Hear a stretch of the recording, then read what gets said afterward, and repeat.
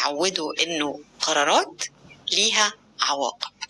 طيب خلينا نشوف ايه اللي بيخلي العقاب يبني او يهدم. امتى العقاب يساعدني وامتى العقاب يضر علاقتنا خالص ويبوظ لي الدنيا.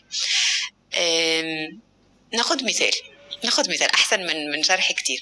مثلا انت عندك بلاي ستيشن مثلا وقت ايه ساعة، وانا اتفقت معاك ان انت مش هتزود وقت الستيشن، خلاص اتفقنا وهتعمل بس الساعة، يعني الساعة هتقفل بلاي ستيشن، هقفل يا ماما ماشي.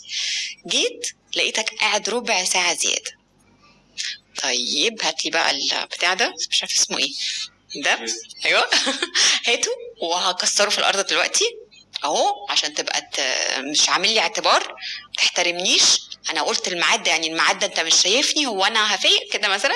وحفله صاحبك اللي كنت رايحها اللي بقالك شهر مستنيها ما انتش رايح، واقعد بقى يلا خش في اوضتك ومش هتخرج الشهر كله. ادي عقاب ان انت تجاوزت البلاي ستيشن. ساعات ده بيحصل من الغضب، انا غضبانه ممكن من حاجه تانية، لسه متخانقه مع جوزي في الاوضه، فانا جيت في منتهى الغضب قمت مدياله لستة العقوبات دي. ولا انت زودت في البلاي ستيشن 15 دقيقه، يقول لك طيب اتفقنا كان ايه انه يخلص في الوقت وانت زودت 15 دقيقه، الاتفاق بيقول ان وقت بكره خلاص كده اتلغى، هنحاول تاني بعد بكره وانا متاكده انك هتقدر تلتزم بالوقت. لو انت الطفل ده حسيت ايه في العقوبه الاولانيه؟ مبالغ فيها دي اول حاجه. بتفكر المره الجايه لازم التزم بوقت البلاي ستيشن، ولا بتفكر ايه الست الظالمه دي، ايه اللي افترى ده، صح؟ بتفكر في الظلم اللي وقع عليك وفي الضيق انت متضايق منها كميه، وعمال تستحلف في دماغك طيب لما يجيلي فرصه انا بكره هطلع عينيكوا في الواجب. الطفل بيفكر كده من الظلم ده. بينما لو انت الطفل التاني هتفكر في ايه؟ ان انا غلطت وتعاقبت حسب الاتفاق.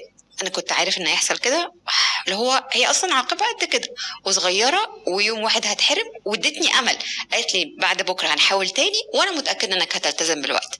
جميله العاقبه دي.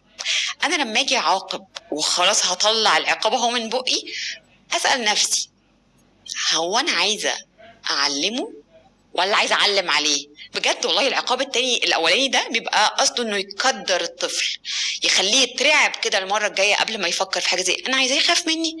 انا عايزاه لما يتحط في الموقف ده تاني يوزن اختياراته كده ويختار الصح. هو ده الهدف من العقاب. انت غضبانه وبتفشي غلك، ما تعاقبيش. حاسه ان انت عايز تنتقمي منه وتقدريه وتعلمي عليه، ما تعاقبيش. اذا غضب احدكم فليسكت، مش يقعد يرص لستة العقابات، يسكت لحد ما يشوف كده ايه القرار اللي هيوصلني لهدفي وبعدين يقول. انا جه في بالي حاجه بره السياق، بس هل انتم يا بتوع التربيه الحديثه عندكم عقاب عادي؟ طبعا انا شخصيا بعاقب. العواقب من اهم ادوات التربيه، وطبعا ما تتسبش لو اتعملت بالشروط دي. اصل الدنيا كلها كده، الدنيا كل اختيار له عواقب. ما تروحش الشغل هتجوع مش هيدوك المرتب، تزود في السرعة هتدفع المخالفة، وهكذا. كل حاجة في الدنيا ليها عواقب. ما ينفعش ابني يطلع من تحت ايدي